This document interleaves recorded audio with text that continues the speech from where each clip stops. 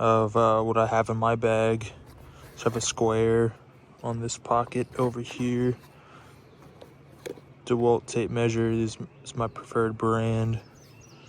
My gloves.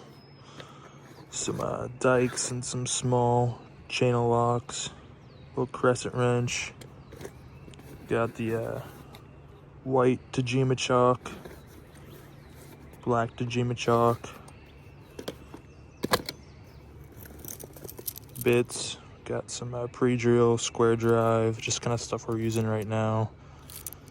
1/4 inch nut driver, T25 for the Cortex bit. On this side, I've got Pika, got colored lead from Ox. Just real torpedo level, some lead, small pry bar, and then I have my preferred driver,